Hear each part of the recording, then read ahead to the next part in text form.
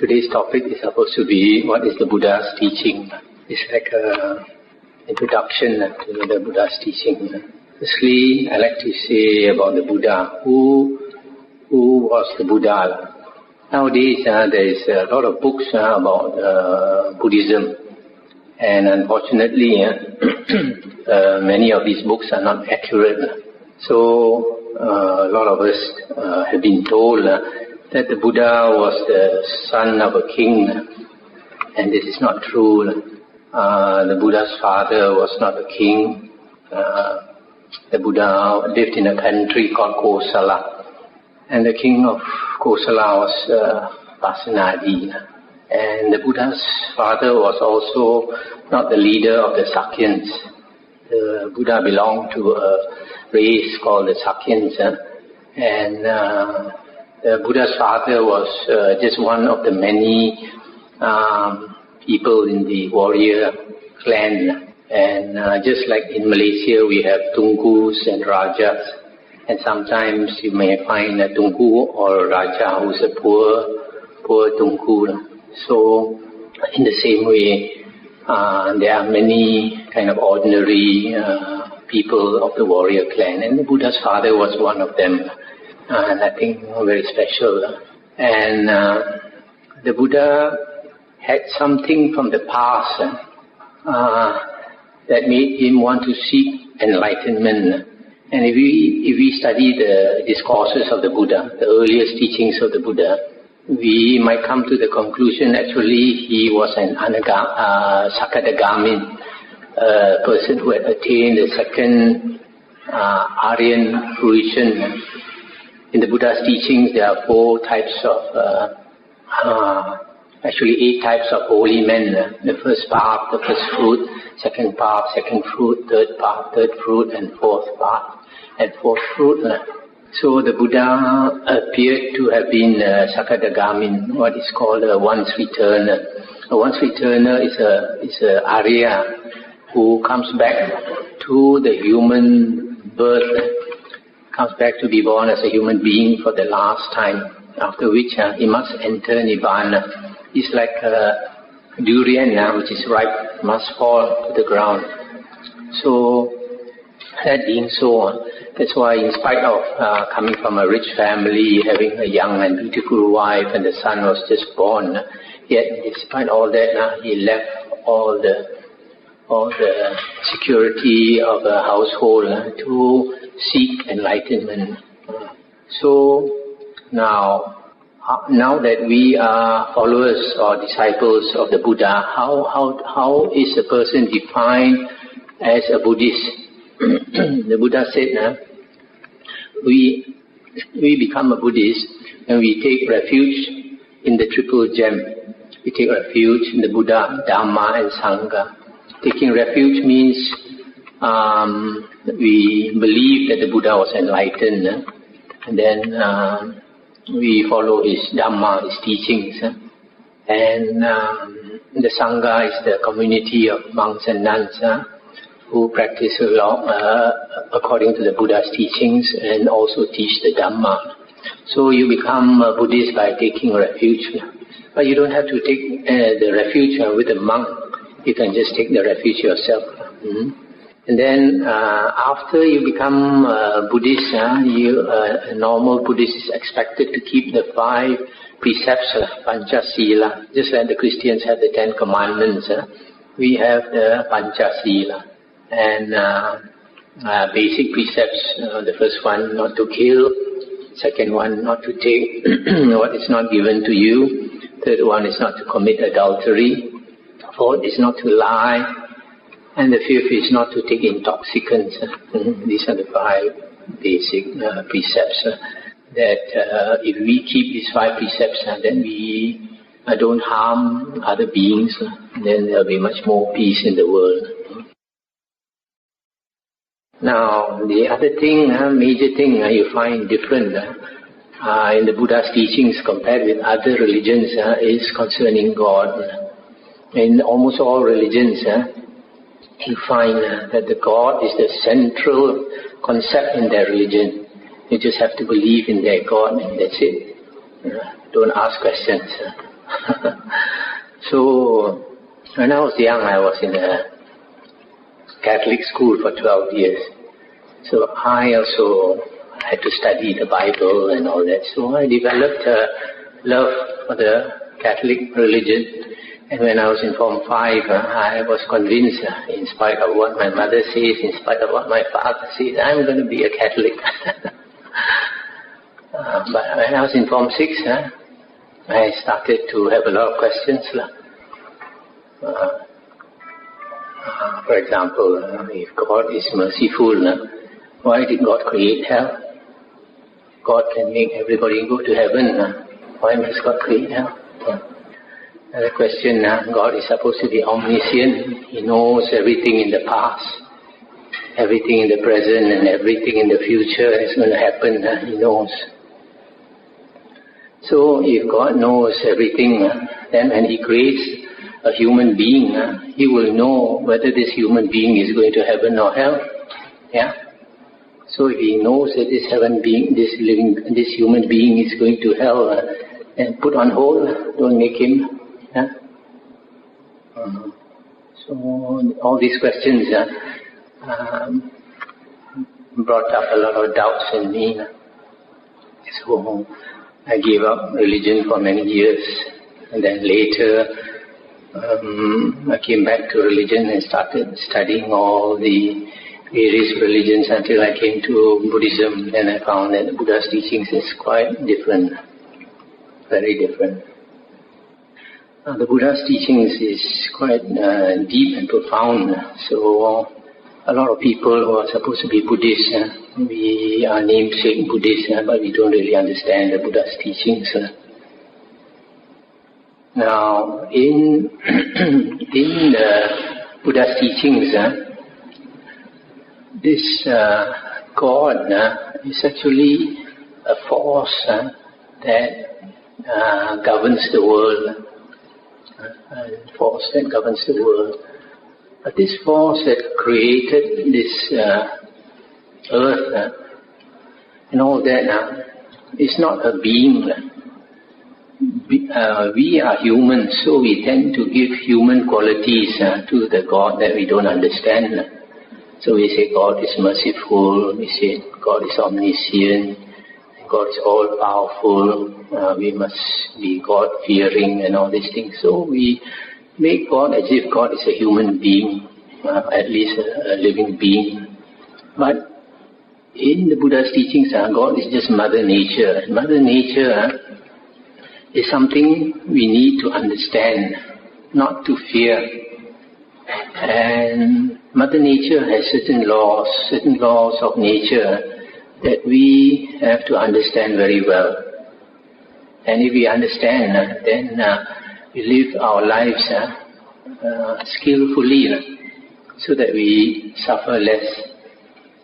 And those people who don't understand the laws of nature, they go against the law of nature by killing, by stealing, by raping and all these things.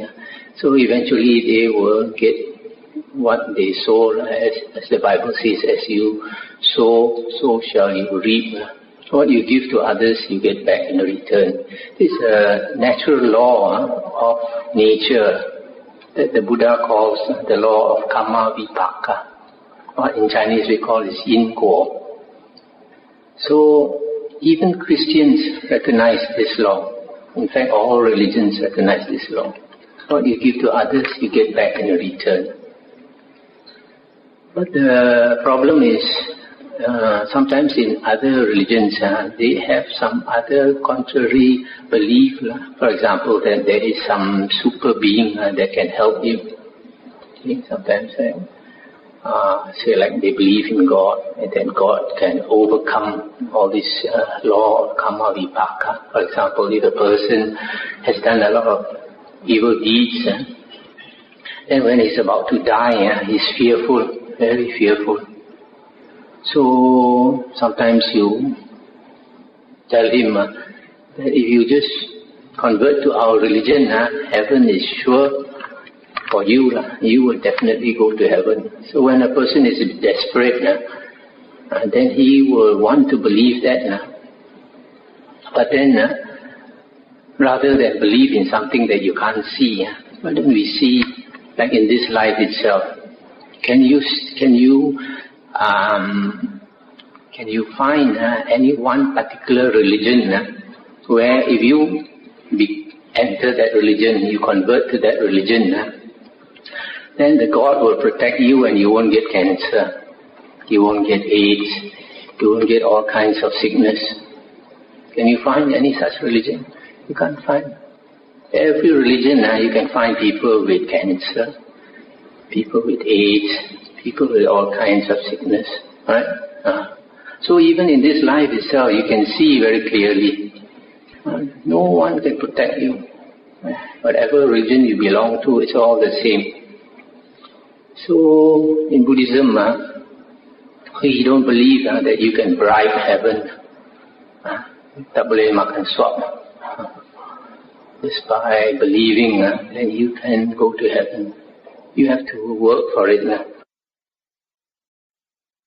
That's why one of the basic principles in the Buddha's teachings is this law of karma vipaka. So in the law of karma vipaka, if you, in fact one day one man came to ask the Buddha, he said, Bhagava, why is it in this world you can see humans are different. Some humans are born handsome or beautiful, some are ugly.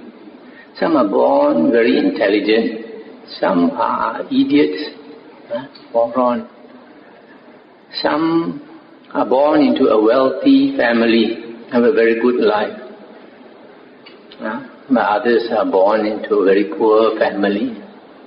Some have good health, all their life they have good health. But some are born very sickly. And from the moment they are born until they die are always very sickly. Some people are like that. So you ask the Buddha, why is it people are like that? So suppose, for example, if you are born with one eye blind, then if you think that some creator created you, then you say it's not fair. How can workmanship tak bagus make me half blind? But if you believe in the law of karma vipaka, then you will understand everything that you get, every single thing that you get is what you deserve. No more, no less. So the Buddha said, it's because of past life karma that beings are born different. If a person has a very bad temper in the past, always angry, what happens when you are angry? You become fierce, isn't it? What happens when you become fierce? Your face becomes fierce now, yeah?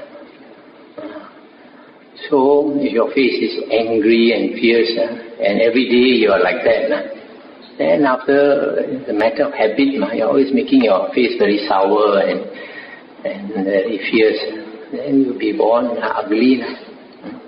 But if you are very sweet-natured, anything people say, so you laugh and you smile, and you are sweet-natured, like sugar, so you'll be born beautiful.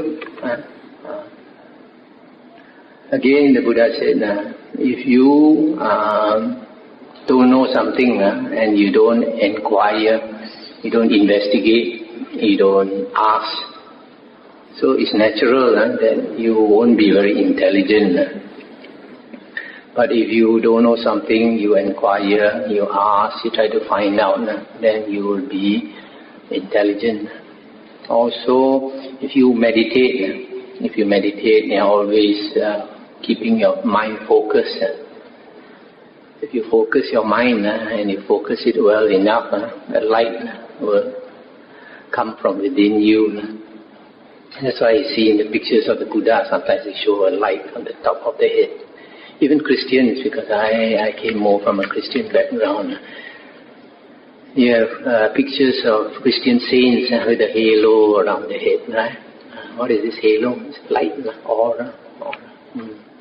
So this comes from meditation. Actually, Jesus Christ was a great meditator. That's why he could walk on water. Just like some of our arahants. So, if you meditate, there's a way to being intelligent, wise. Also, don't take liquor, don't take drugs, spoil your brain. Then you won't be intelligent in the next life. So these are the ways of becoming intelligent. Then, why is a person born into a rich family? Because that person was generous in the past. If you are generous, you are always helping people. So, you'll be born into a rich family where you always have plenty. But if a person is always stingy, don't want to help others, then you don't create good affinity. Then you're born in a poor family, then you want to cari makan also susah. If you have good affinity with a lot of people, people see you only, muka manis, people like you. Hokkien they say ulang yen, el yin. So if you open a shop or something, everybody wants to come and be your customer. So there is how to have a good life, be wealthy. Why are some people sickly? The Buddha said because they like to torture others. Some people, they like to torture animals, make their body painful. And then when, like during my parents' time, my grandparents' time, they had slaves. So last time you can buy a slave, a man's slave or a woman's slave, and they think that slave is my slave, I can do anything. Sometimes they beat the slave, torture the slave. So you make other beings have pain in their body. Next time you'll be reborn with a painful body, always sickly. But if you don't torture other beings, and then you will have a very healthy body. And why is it some people are born with short life, some with long life? You see, sometimes children, very young, they get leukemia and they get cancer. If you think that we are made by a living being up there, then you see it's not fair. This child just born never did any evil. Why must he suffer from cancer? But if you understand the law of karma vipaka, then you know in the past he did a lot of killing. So at karma, you get a short life. You make other beings have a short life, then you will naturally get a short life. If you don't kill, you allow other beings to have a long life, and you will very naturally have a long life. So these are the laws, these are the things in this law of karma vipaka in Go. There are other teachings of the Buddha which are more of on the spiritual path. Before I come to that, I will talk more about this universe. The Buddha, even 2,500 years ago, they had not made radio telescopes. Nowadays you have radio telescopes in America that can see so far away. But the Buddha had a more powerful telescope inside. And the Buddha talked about expanding world systems and contracting world systems that even scientists don't know yet. So what is this expanding and contracting world system? Firstly, the Buddha talked about a small 1,000-fold world system. Then he talked about middling 1,000-fold world system. Then he talked about great 1,000-fold world system. So what is this? The Buddha said one world system consists of one sun. If you look into the sky at night, you find a lot of stars. Every star is a sun. So every star is a world system. And in every world system, you can expect to find human beings. So 1,000 of these stars makes up a small 1,000-fold world system. What scientists nowadays call galaxy, right? Now, in other Buddhist books, they talk about Chakrawala. This 1,000-fold world system they call Chakrawala. What is a chakra? A disc, right? So you see, so long ago, they already know that the galaxy is a disk. Now only scientists understand that the galaxy is flat like a disk. So what the Buddha was trying to say, that 1,000 of these forms 1,000-fold small world system. Then 1,000 of these forms the middling 1,000-fold world system. And then another 1,000 of these form the great 1,000-fold world system. And the Buddha said time has no beginning and time has no end. And now Professor Stephen Hawking also verifies. Professor Stephen Hawking, by his calculation now, has verified what the Buddha said. And the Buddha also said in the suttas, the discourses, that space is boundless. You cannot find the limits of space. And Professor Stephen Hawking also verified what the Buddha said. But one other thing he has not verified, what the Buddha said. The Buddha said that our consciousness, we can cultivate our consciousness until it becomes boundless.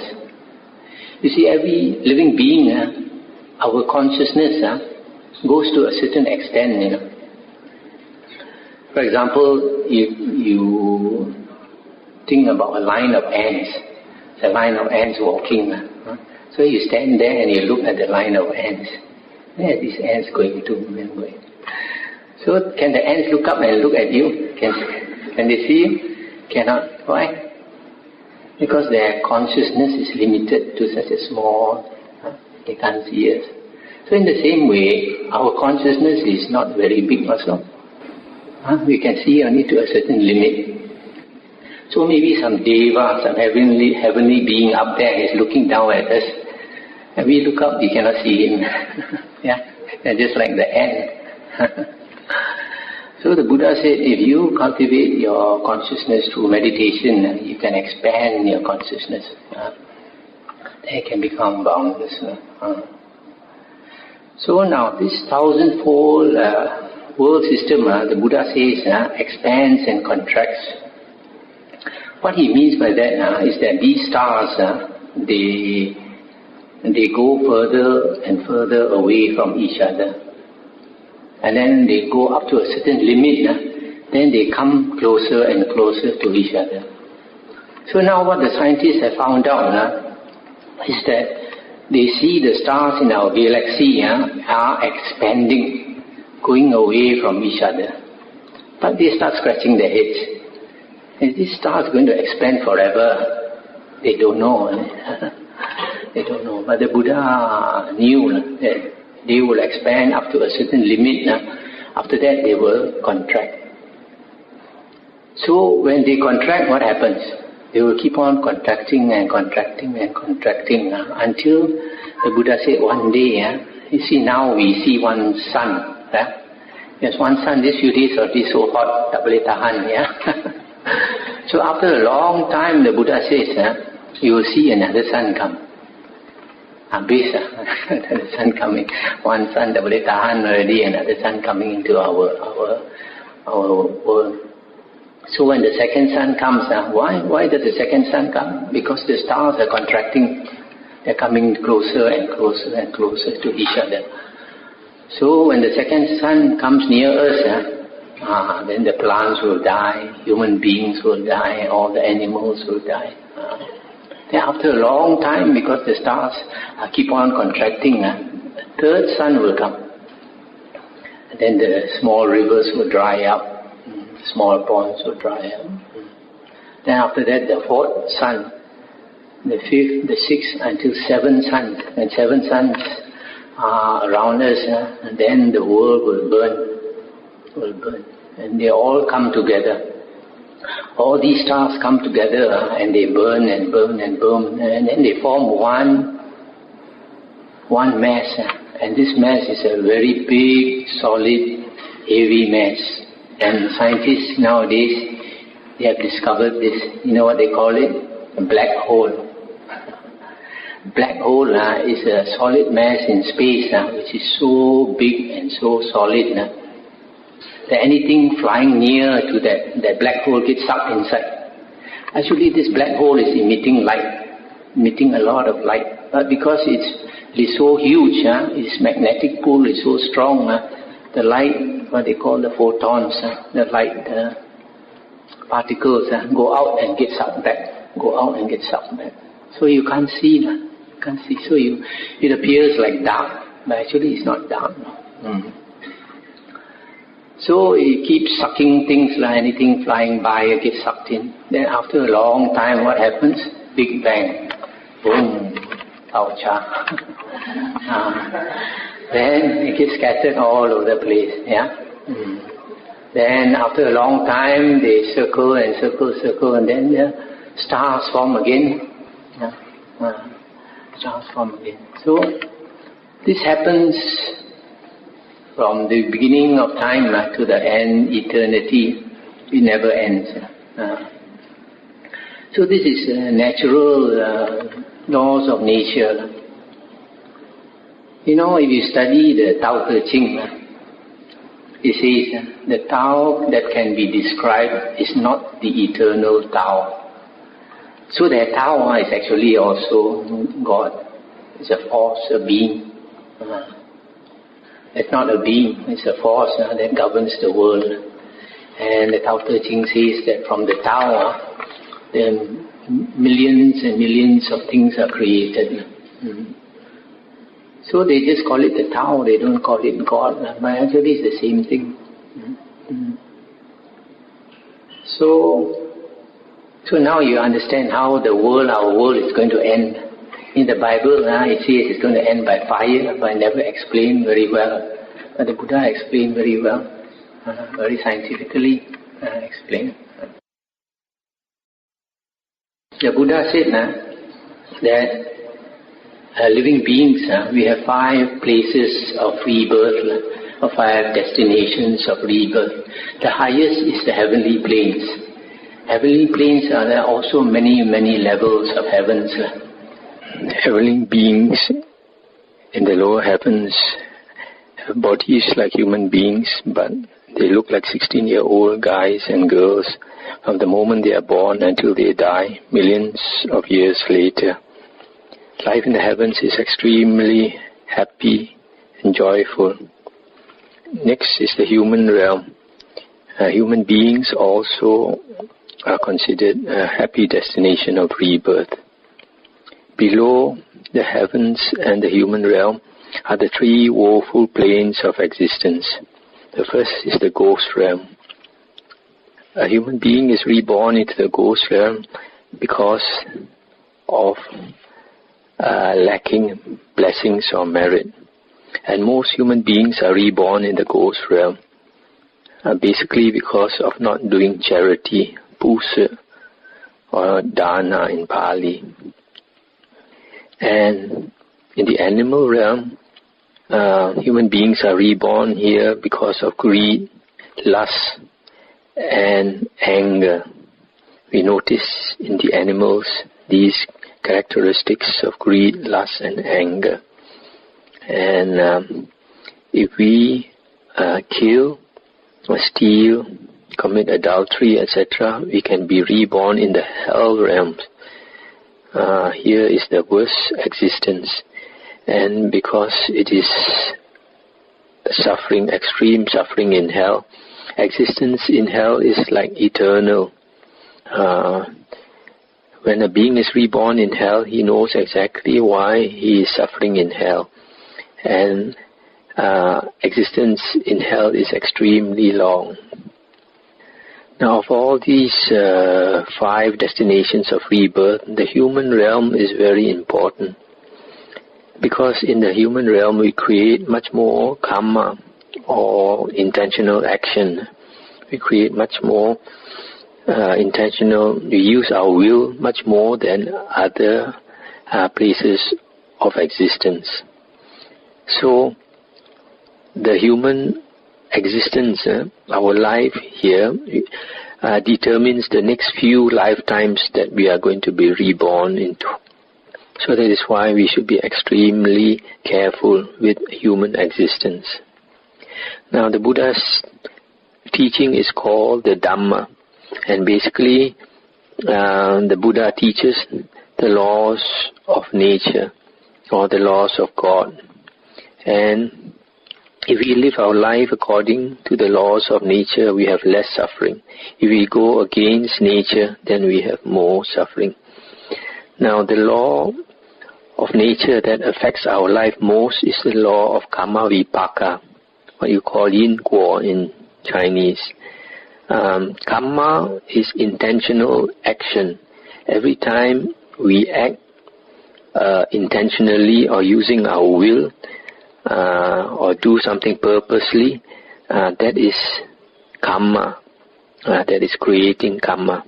And vipaka is the fruit or the result of the karma that we do.